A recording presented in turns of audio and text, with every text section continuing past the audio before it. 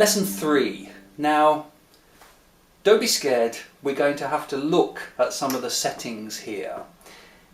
It's well worth being patient with this and sorting this out, because you can find that it'll make things sound so much better very, very quickly with just a little patience.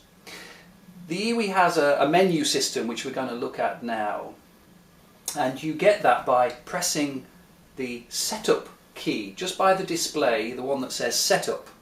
I'll try and move in a bit closer so you can see this.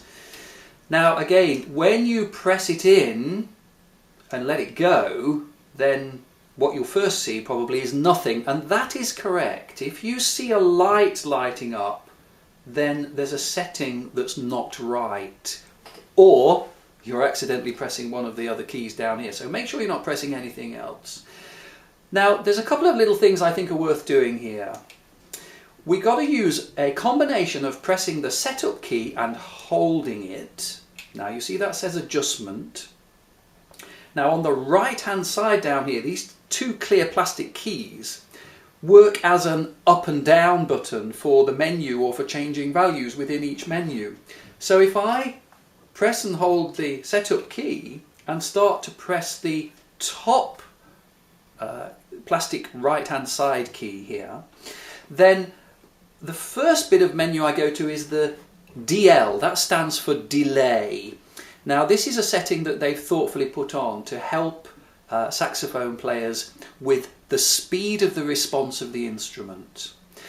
Now when you start off, you're not going to be very good and very neat on the instrument. Now once I've selected the DL, if I let go with my thumb, now for me here I've got this set on number 4 out of 1 to 15. I've been playing for quite a while and I find that keeps up with the speed of my fingering quite nicely.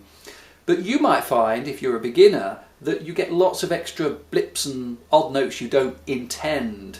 So as a starting point, you might want to back off on this value. That means raising the value, say up to maybe as much as 12, 13, 14, 15.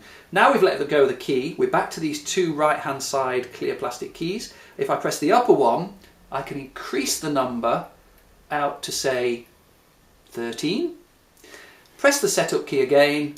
Now that setting is stored. Now what that does is it just makes the instrument slightly slower. You're still going to have to be a pretty good player to start to leave the instrument behind in speed terms. So maybe for your first week or two, that would be quite a good setting.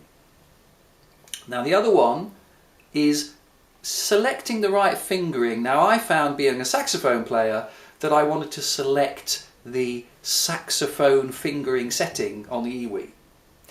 Again, I'll hold the setup key in, and this time I'll use the right hand side plastic key, the top one, to move forward through quite a few other menu items, things that we might get to look at later on in other videos, until we get on to one that's quite near the end. FN, it stands for fingering. Again, let go of this thumb now.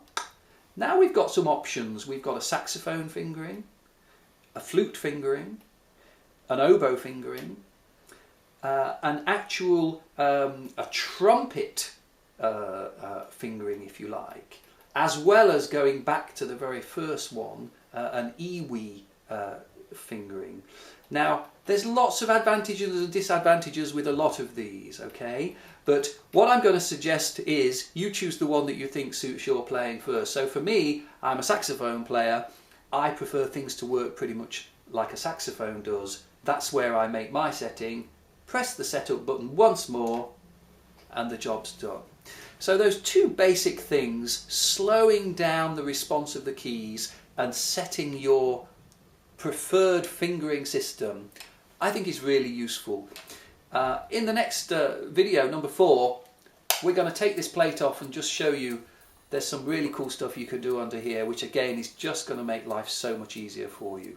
Hope you watch the next one with me. Thanks for now.